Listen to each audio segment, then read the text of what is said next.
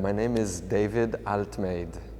I'm a sculptor, live and work in Los Angeles, born and raised in Montreal. I start making something, and then at one point in the process, I can feel like the object has its own intelligence and makes its own choices. So, at the end, I feel like the object has made itself and I just helped it make itself. I would compare it with the relationship between a child and a parent. At one point, when the child grows up and develops, the parent has no choice but to accept that there's something bigger in the child, there's something bigger than what they brought to the world,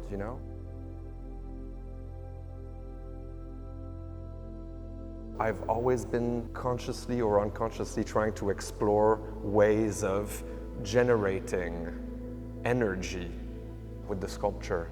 For example, contrast of materials, contrasts of colors. But contrast itself generates energy because, there's a sort of like difference of potential, a little bit like an electrical current, the positive, the negative, it creates a tension in between.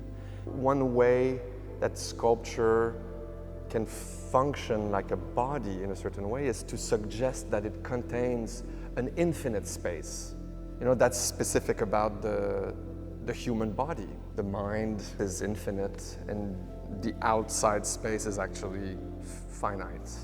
Well, the way I see it is that it makes it transcend just simple materiality.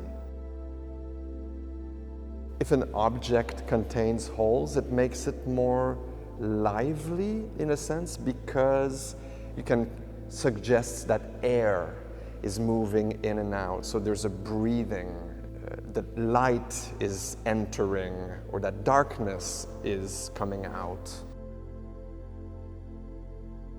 Within the making of one sculpture, there's probably a few little events that I find are very interesting or very exciting.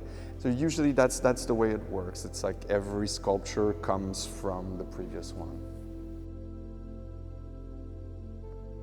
Two heads in one that was upside down and one that was right side up, that would share the same eyes. It's all about the idea of the shadow and this idea that there's another side to the personality, and there's another side to the individual, an unconscious one that's always present and always there. So I think that that's what these works have been talking about.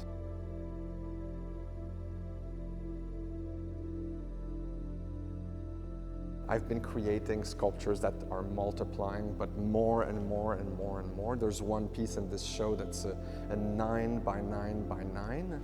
And it's as if the object became more present, but at the same time sort of dissolved. And I really like that contrast and that sort of double-sided effect. I've become aware of the rabbit within me. So as I made this show, I wasn't really interested in exploring the rabbit itself. I was interested in using it as a sort of portal, a sort of like link to the unconscious and helping me sort of reach content that I'm not aware of and giving it a chance to emerge. I really like the idea that the sculpture, just like a person, could keep on evolving forever, infinitely. So I kind of come up with tricks to sort of help me let go.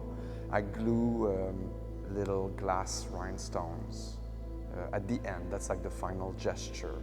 That's for me is kind of like, okay, I'm letting go. It's okay. It's out in the world.